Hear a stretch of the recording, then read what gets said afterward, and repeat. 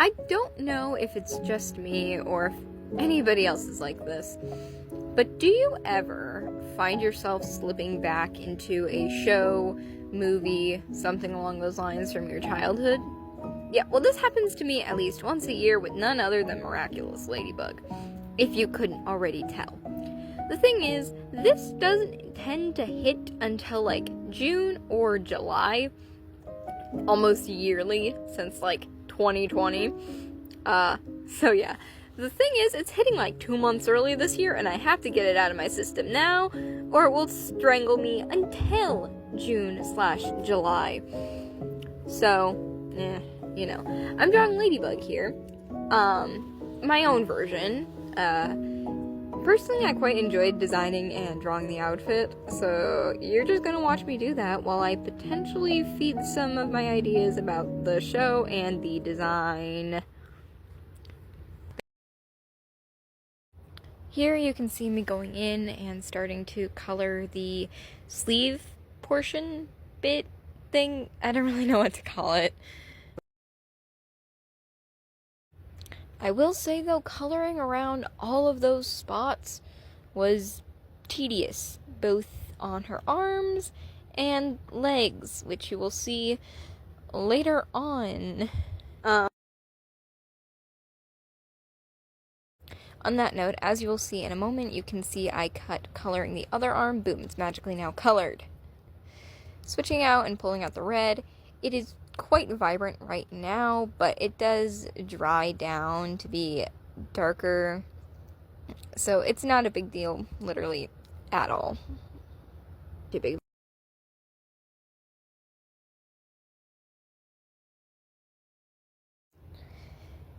Also, if for some reason you still haven't seen the Shadybug and Claw Noir special, freaking do it. It is, in my personal opinion, one of the best pieces of miraculous media to be released in the last, 9 years.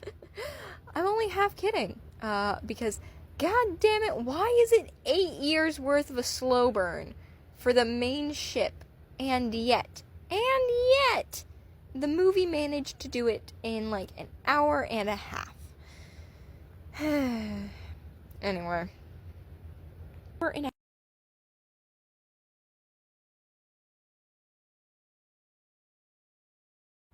As you'll see in a few moments, I pretty much cut coloring the second leg completely because, for the same reason I cut coloring the second arm, it was just way too long and way too much time.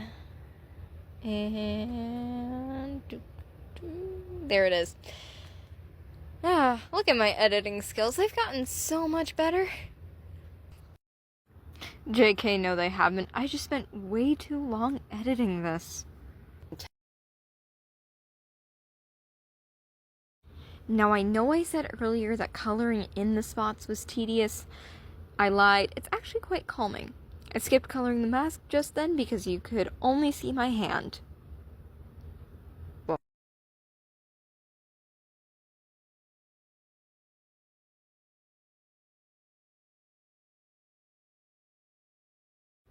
Also, little tip for all my fellow artists out there that are using more traditional media, kind of like I am here.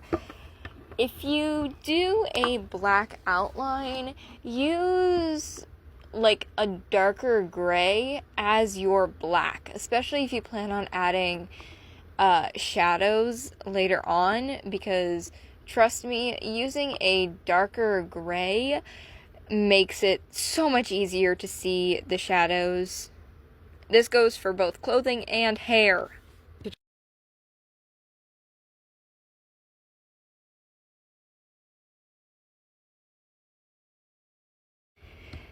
We are now very close to being done, so if you have made it this far, thank you so much. I deeply appreciate it. Anyway, Cat Noir will be coming out soon. Not sure exactly when, but hopefully soon. If you haven't noticed, I have this tendency to drop off the planet for several months on end, and then come out with a video like this. Anyway, yeah. I'm debating on if I should do the rest of the team or not, but We will see.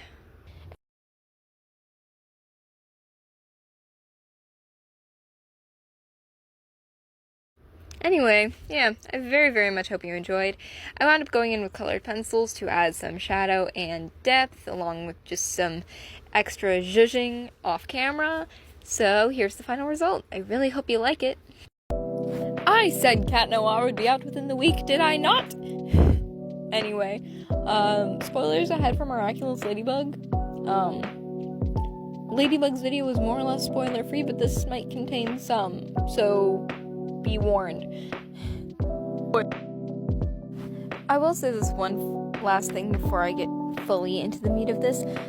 This redesign is inspired by both his canon design and a redesign done by Calamara on YouTube. Go check her out. She did redesigns for the entire main hero cast, or at least most of them, and they're really good. Go check them out. So, I kind of want to rephrase something I said back in Ladybug's video, and that is this. The slow burn in this show is so slow that I have kind of started to hate the main parrot. Like, don't get me wrong, I can still see the appeal of it and why people like it, but for me, it's just like, you've been going for so long and have been kind of on and off for 5 seasons and 8 years now? That I kinda hate ya. I won't lie, I actually quite enjoyed that period of time where people actually thought, hey, maybe Adrian Marinette won't actually be endgame, because Adrian was dating Kagami and Marinette was dating Luca. But then, hey, they're endgame again. I'm salty. I'm frustrated. I'm meh. I hope things are going better for Adrianette in the Shady Bug and Claw Noir universe, which I freaking love, by the way. I loved that special so much. I rewatched it while drawing him. Anyway, I'm starting to run out of time. I plan on making this into a series. Don't know exactly who I'm gonna do next, but I will be thinking about it. But yeah, I did end up finishing the drawing off camera, as you will see at the end, but I really hope you enjoy it.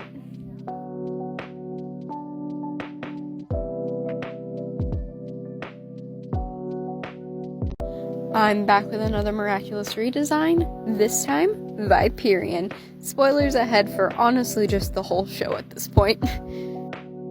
This design was hard for me to pin down because it might just be because the alternative of Aspic was so bad that it made Viperian's outfit actually look good by comparison, or it's actually one of the better outfits among the Miraculous hero team. But in the end, I did settle on a design that I think wound up working really, really well. Especially given what I want to convey, given I am now officially rewriting the entire series. No joke, I have put together an entire spreadsheet, seasons 1 through 5, episode titles and number, and then what I am planning on doing with each of the episodes. I don't know when that will be out, given I am maybe 1/8 of the way done with episode 1. So who knows when that will be? As for the role I want him to play, it's a little difficult to put into words. So honestly, I would try, but I'm not even going to attempt because it would make no sense. However, one thing I knew I wanted to change going into this redesign was his weapon.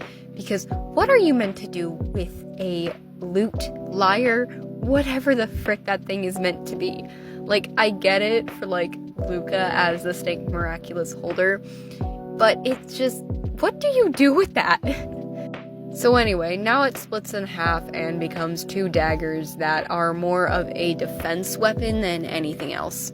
If you saw during that last clip there, the parts that I had just colored went from more green to more blue. That's because I realized that I didn't like the color as much, so I went over it with a colored pencil, and I think it actually works a lot better. Again, color corrected version at the end. I will say this much. I do like Luca as a character. He is probably one of my favorites. Do I think he was a good alternate option for Marinette? Honestly, no. No, I do not. I will not be stating my reasoning, but no. One thing I knew going in to this redesign was changing what kind of mask he has. Obviously, in the original, all the characters have like those kind of eye masks. However, I think a face mask works better for a snake-inspired character. I think I also saw a fan art of a design like that a while ago. I don't remember who did it, and I can't find the particular piece at the moment, so sorry to the original artist. I do imagine him potentially having an alternate design that instead of these blue teal colors, is more of a black and purple kind of vibe. As usual, I wound up finishing things off camera, and I hope you like the redesign. This is part 4 of my Miraculous Redesign featuring Rena Rouge. This is probably the 5th or 6th time I've done this voiceover, so please stick with me. I also have a somewhat important announcement at the end, so please bear with me. So, I really struggled with her design, partly because in canon, Rena Rouge has one of my favorite designs. Like, is it the best? No. Is it the worst? Definitely not. But it remains a favorite of mine, so I really wanted to do her design justice. But I was really struggling to find the right inspiration. Then I decided to rewatch Demon Slayer. So the inspiration for Rena Rouge became Demon Slayer and Taisho era Japan.